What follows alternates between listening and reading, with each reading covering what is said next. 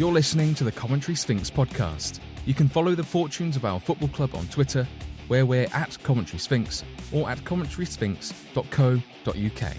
If you like the show, please take a moment to subscribe wherever you get your podcasts and leave us a rating or a review. For more podcasts from Sphinx Football, visit sphinxfootball.com. Hello and welcome to episode 5 of the Coventry Sphinx podcast with me, Chris Nee, and Shaun Thomas, one of our club's joint managers. This is a podcast about a football club from one Saturday to the next and everything in between. In this week's episode, Shaun and I will be discussing the end of pre-season and the start of the real thing, which throws us right into the FA Cup from the off. This week's episode will see us talk about the friendly at home against Chelmsley Town. That's Wednesday, which was a 3-2 win. Some superb team play in that game, some great goals, and the new floodlights were switched on for a Sphinx game for the first time. As Shaun points out in this week's interview, it's become a bit of a running theme at the club that the floodlights weren't the best. So it's really good to see that level of investment to allow us to see what we hope is going to be a really good team this season. We'll also talk about the last friendly of the summer, also at home against Nuneaton Griff this Saturday just gone. It was a 5-0 win. Highly encouraging in many, many ways. Really good football played again. Lots of excellent passing play and a few really good goals. So plenty to cheer in that last game as we go into the season proper. We'll have an assessment overall of pre-season as a whole, how well prepared we are for the new season. And we'll have a quick look ahead to our FA Cup tie at Romulus.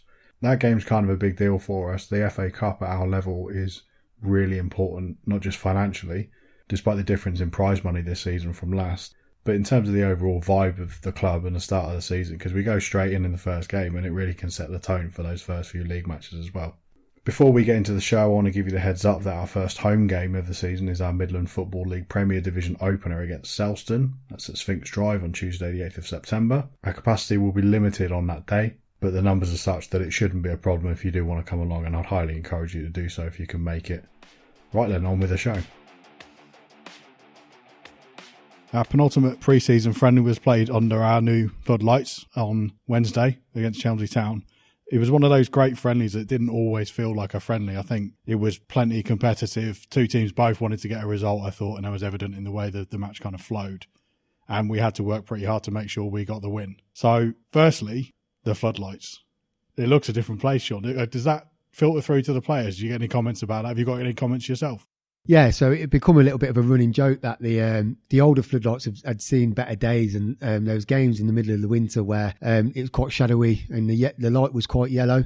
So with the new floodlights, they've been tested. The lads noticed the difference. It was a lot brighter, and yeah, I could see the whole length of the pitch rather than it going into a bit of a shadow at the bottom corner. So yeah, it's a nice way of upgrading the ground, and it makes a big difference. It was a proper game of football, and I've got no doubt the team has actual match sharpness. That can only be a good thing. Credit to Chelmsley, actually. It's a team that we don't really play that often because of the difference in the leagues, but I think from reading around, they've had a really long-standing manager there, and he has to work really hard year on year, and I hope that doesn't sound too derogatory, but I think what they do, they have to work with what they have, and I think they develop team after team after team, and if they get a good player, they often get poached and moved on. So they come over and a little bit from the start, well, certainly from the start, they got into us and they made it really difficult. We didn't move the ball quick enough, so that was the message at half time. And I think, yeah, it was a perfect friendly, and we're on our home pitch, and so to score the 3 goals that we did, I thought there were 3 good goals, and yeah, a little bits to work on, but as a 90-minute run out, it certainly met it, what we wanted it to. I thought it was really evident that when they had a draw to hold on to, they were looking to hold on to that, and they were working hard. Their game management was geared towards that. By the same token, we weren't happy with that, and we went out to try to win the game. So I think it was almost like a competitive match in that respect. Definitely, and I think some of the lads that came on that started on the bench, they are raw, they are developing their game, and what they do sometimes is they are sometimes quite frustrating, but then in certain games where playing off the cuff a little bit, they open the game up, and I think the substitutes made a real good difference, and MJ and Mo, who came on up top, again, yeah, they're fit, they're raw, they're young, they've got no fear, so they just made a real difference, and MJ scored his goal, and it was a good goal. He did. We'll definitely talk about that goal, because I think MJ's worth coming back to. Ashanti Price scored a couple of them, took the second of them particularly well, really good team goal. It came at the end of some fast, intricate passing play, and those movements I thought happened quite a lot in that game, and we looked slick and fluid. I think particularly of the move in the first half that nearly made a goal for Patson Tufan, who was rampaging from centre-back in that game. I'm interested in the level of preparation that goes into that. Is that slick passing something that is practiced by drills? So I think from the outset, if you've got good players that are comfortable on the ball, those things can happen, and it happens quite organically sometimes on the pitch. But certainly we do a lot of small-sided games, and sometimes we do have to tell the lads that they often in the small-sided games they back themselves a little bit more, and they some of the football is really good, and then the translation that onto the pitch sometimes is you've got the unknown of the opposition. But yeah, when it all clicks, we're asking a little bit more of that at the moment, where to be a little bit more fluid in our forward play. But certainly we've got good width, we've got good quality in those areas, and when it does come off, it looks good for the spectator, and the lads enjoy playing that way. I think I noticed a slight change from the previous game in how we used our strikers, or certainly how effectively the strikers followed your instructions. Shanson and Colin Smith, without giving the game away too much, I imagine the intention was for them to have possession a bit more often, a bit closer to the opponent's goal. Yeah, so I think naturally both of them want to come and receive, and so we're asking them to go beyond their man a little bit more. I think for the first time, certainly since I've been here, we've got 2 or 3 lads in wide areas that have got really good quality, that don't always necessarily have to beat their man, and they can put it in good areas. So our message to the strikers at the moment is trust your winger, trust your midfielder, and gamble and go for goal, and have that like poacher's instinct a little bit more. But yeah, so we're just trying to get them in the areas to score goals, because what they've both got is the spectacular finish, and what we're just trying to develop, I suppose, is another side of them where they're getting those ugly goals, or those real clinical finishes where they're gambling and getting themselves into this penalty spot and hitting the ball first time. Something a few of us discussed in the bar after the game was the ability to bring on attacking players to really put pressure on the opposition late in the game.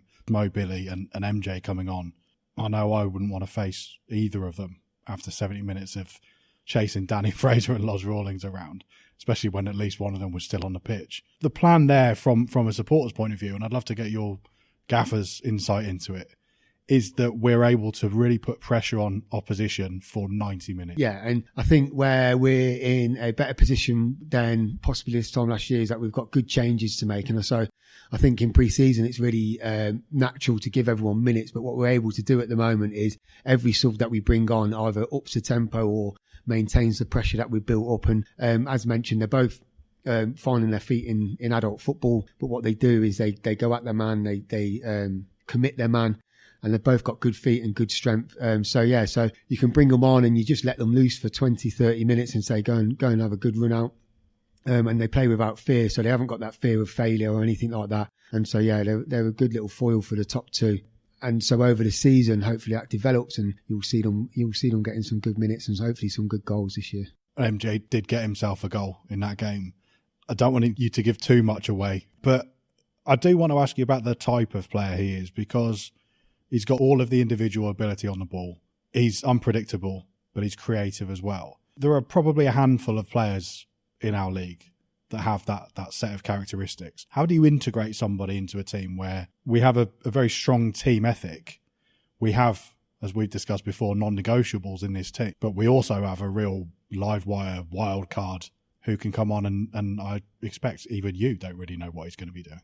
Yeah, I think that's a fair assessment. I think sometimes if you asked MJ, he wouldn't be able to answer the question either. And I think from a manager's perspective, I think those lads, especially MJ that's been mentioned, it'll be chalk and cheese, and it'll be like Marmite, where either you really rate him or there'll be some people that will say he's not quite ready. But what we're able to do is give him the platform to go and express himself and try and make sure that if any errors do occur, then he's not berated for it and he's not given given in a negative way that he needs to do better next time. It's just trying to give him the positive praise to try and keep doing what he's doing. He's still young. He's been in an academy football with rugby, and so quite well schooled actually. And when it all clicks, he looks really direct and really dangerous. I just think that over the course of the season, that people just need to be patient with him and allow him to develop and hopefully have the platform to go and enjoy his football, because then when he's enjoying his football, hopefully it'll be more positive outcomes than possibly what some people might tout him for. The way he will take on a man, or the way that he'll commit a player and then embarrass him, it could be tempting to kind of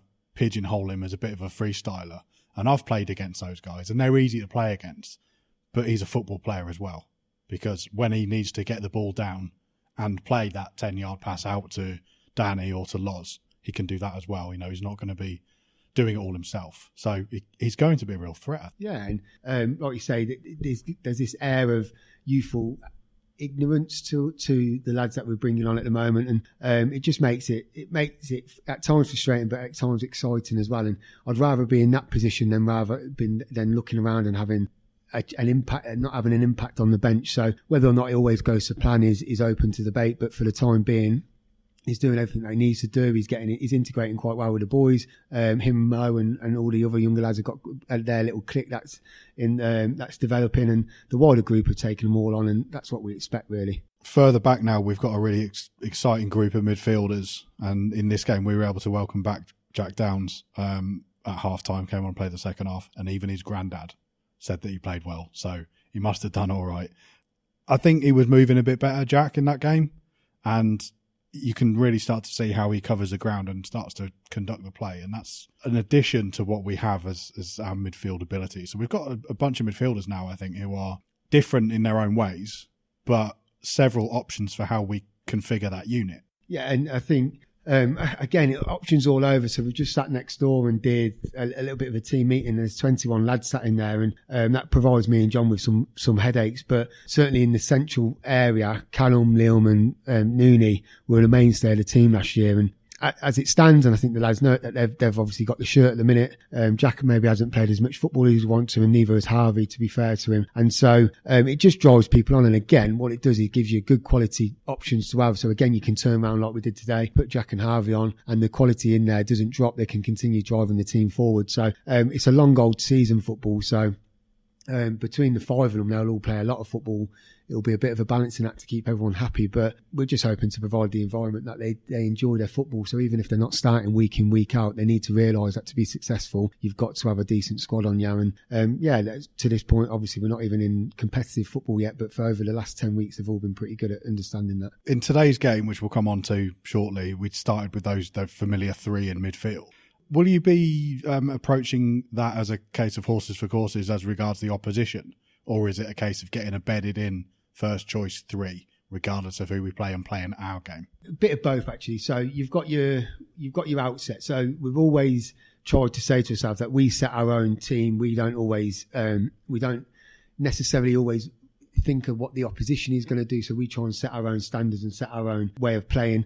There are times when you do look at the opposition and you maybe think about what the best combination is going to be in there. They've all got their own individual attributes that come to the fore in different situations. So me and John will always have the conversation around about who we're playing, who we think we're going to have in there, whether or not they've got an extra man in with our three and they're only playing two in there, and who might expose that a little bit better. So again, there'll be an element of trial and error with it. And lads, we always want to try and play lads that are in form as well. So if you're in good form, you'll get your shirt. And then the lads this year need to know that if their form does drop, they possibly won't have their shirt the following week as well. I've had my finger over the trigger all pre-season with a question that I was going to ask you if something happened again, and it did happen again in this game, which is conceding a penalty.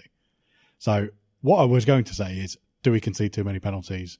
Does that say anything about composure in the box? Is it something you've got your eye on? We're done with all our friendlies now, so I'm going to ask it despite the fact that it just definitely was not a penalty. Yeah. The ones that were given, we had one here and we had one at Harborough. And I thought both of them were a case of continuous pressure in our box, telling, and a player diving in.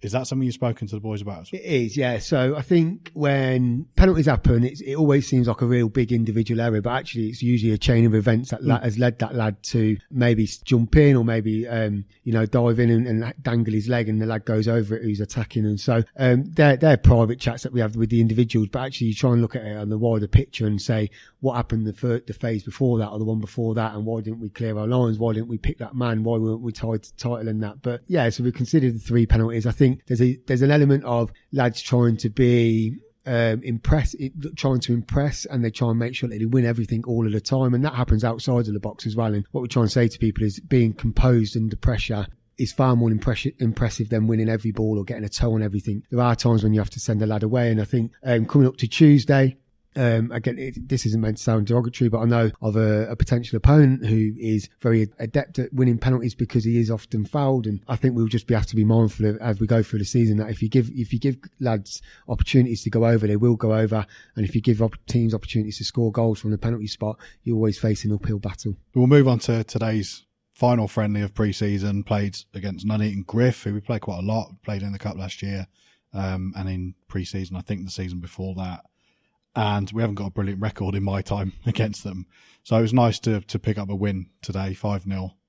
And realistically, I think the best assessment is that we blew them away in the first half, and that was that. Yeah, so some of the finishing in the first half is what we spoke about before, where we've been a little bit more clinical in both boxes, and that touched on a little bit about not diving in our own box. And so the lads, when you go out, and I think it could have happened in the last few games, actually, if you go and take your chances in the first half, the game in the second half is a completely different one. And we got ourselves 4-0 up, and what that did allow us to do is unload the bench and get everyone on pretty early, so you get some of the lads off that have played a bit more football than others, and you want to try and protect the squad for Tuesday. So it worked out pretty perfectly. I think there was still a good tempo to it. It didn't feel too pedestrian. I just think that we took our chances better, and I think we defended pretty well. And so as you look at it, there are times when the difference in the leagues doesn't always show, but I think today we showed that we are a good side.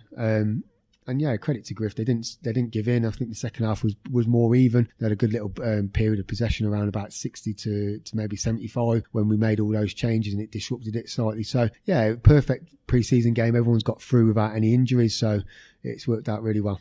We'll have a quick rattle through the goals. First one was Callum Woodward on the volley from Lewis Noon's little clipped cross. Really nicely worked goal again. Lovely finish. And then the Ashanti Prize show took over.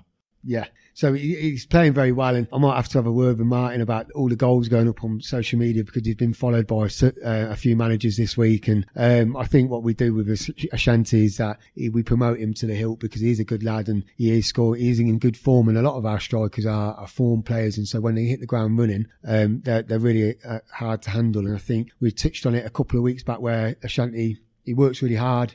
Would like him to be a bit more of a fox in the box, if you want to really use a really old cliche. But when he gets it onto his left foot, he hits the ball really well, and he's scoring some really nice goals. And putting in some nice crosses as well, some of which find a top corner. Yeah. Played a lovely through ball to Colin Smith to score the other goal in the first half as well. Great finish from Colin too. Yeah, and that their combination is working really well. So we talked a little bit about the changes that are coming on, but those two up top at the moment are occupying defences, and they're both scoring actually. So there's good, healthy competition for there. But those two are certainly softening up the defences, and so the younger lads can come on 60, 70 minutes and enjoy their little bit of additional space. So you've got to all take it into context. We're playing against teams that are also at different points of their pre-season. So whilst we didn't want to get too down about losing a couple of games, we don't want to get too excited about winning a game today, because it's all different circumstances. From a supporter's point of view, the partnership between Price and Smith has come on game by game this pre-season. I don't know if that's something that's felt in the camp as well. And it was today where the connectivity between the two of them seemed to be the most potent part of that relationship. Is that something that is kind of felt inside the squad as well? Yeah, and I think that comes from playing with each other. So historically, Colin was always a lone striker, and Ashanti actually put his hat into the ring and said, I need to be up there more often. And so we've listened to that, and we've had the conversation with other people. And I think once they've now played 3 games together, I think they're scoring their goals. I think they're playing really well. No, 4 games together, actually. They're playing really well together, and they're both egging each other on. There'll be some healthy competition there to who scores the most goals and things like that. So as long as they keep working hard and don't become selfish in their works, keep bringing other people into play, I think it's a good combination, and possibly one that we haven't had for a little while, because we've always been playing with one up top. Just to finish off on today's game, Lewis Noon scored the 5th goal in the second half, more or less kicked the leather off the ball. Nice volley. Keeper got at least one good hand on it, never stopping that. Yeah, so he hit the ball really well, and he does that when he catches it, it usually goes in. So fair play to him. He arrived quite late, and he, as you say, it was a great finish. I think he wheeled away and he did some sort of like kissing salute to his girlfriend who was watching, so he's been caught out doing that. I didn't see it, but I think he's talked himself into a fine as well for being overly soppy. And rightly so as well. I think if we look at pre-season in the round quickly, we've had a reasonable set of results, in as much as results are the aim of the game here. I reckon you learn more from that than from winning them all or losing them all.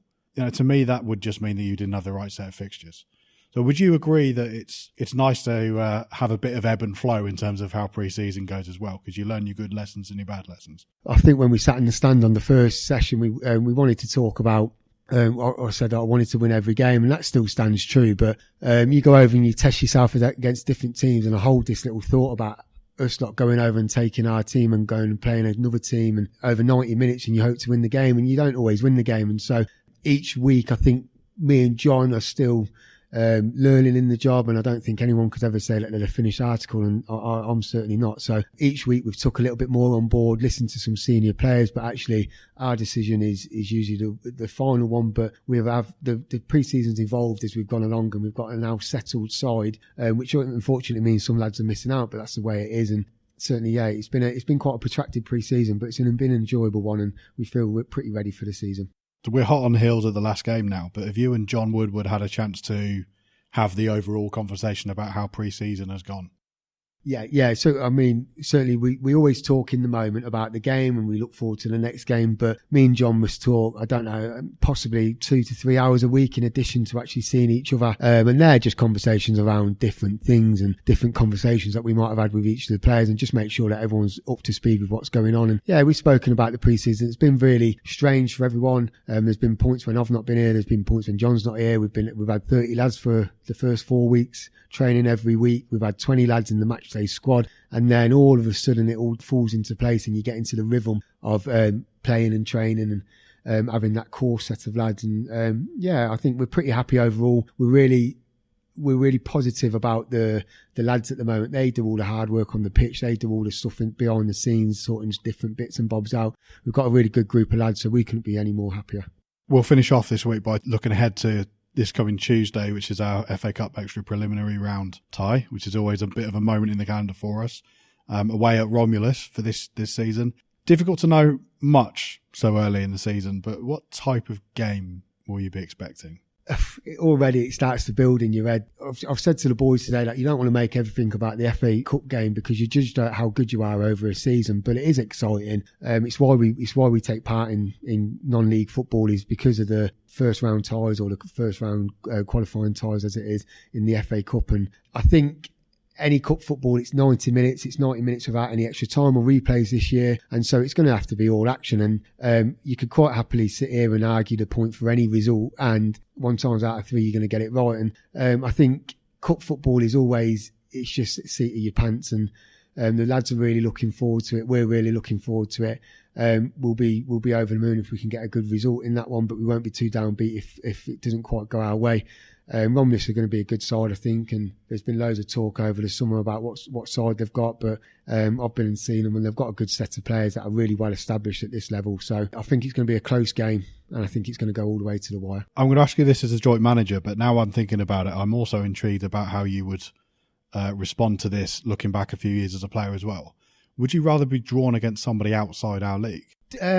Yes and no. So I had a look at the fixtures for all our league, and we feel like our league is a very strong league. And I think Step 5 leagues across the country, it has been a really strong league. And you look at some of the fixtures, there's some really tough fixtures for a lot of teams. I think there's 4 or 5 all MFL Premier Division ties going on, and you could argue that either team are the favourite, either team are the underdog. And there's a little bit of a known quantity, so you can go over, and we've had successful results against teams, and you want to go over and do that again. There is a part of me that I do wish they open it up a little bit further, so we can go a little bit further afield and play these other sides. But I don't know if that's me thinking that we've got a better chance to go and win now. I'm not too sure if that's my thinking behind that, but it would be nice if we do get an opportunity to go a little bit further every now and again, because I think the standard of the MFL is really good. And as I said, we seem to always get tough draws, and Romulus on Tuesday night away from home is another tough one. As you say, no replays this season. Final question. I'm assuming we wouldn't go there for a draw anyway.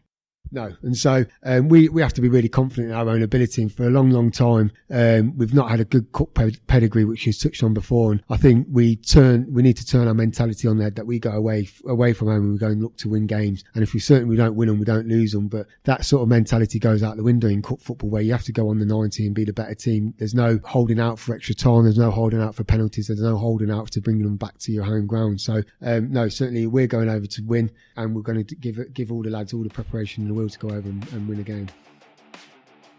Thanks as always to Tomo for this week's chat. That's it, pre-season done. We move on to the real thing. Sphinx don't feature in the first round of MFL Premier Division fixtures because we happen to be the odd team in 19 on that first day. So we'll wait until September the 8th for our first league game. That's against Selston at home. Before that is the FA Cup match against Romulus at Castle Vale Stadium on September the 1st. Just a quick note on the podcast itself. Now pre-season's over, we're going to start peeking behind the curtains at a non-league club in full swing. I'll be talking to some other people, more people around the club, management, players and volunteers, and showing off a little bit of what it takes to make clubs like ours work. That's all for this week. At the very least, Shaun and I will be back in 7 days or so to give you the inside track on Sphinx's start to the new season. See you then. Thanks for listening to the Coventry Sphinx podcast, a Sphinx Football production. For more of our podcasts, visit sphinxfootball.com.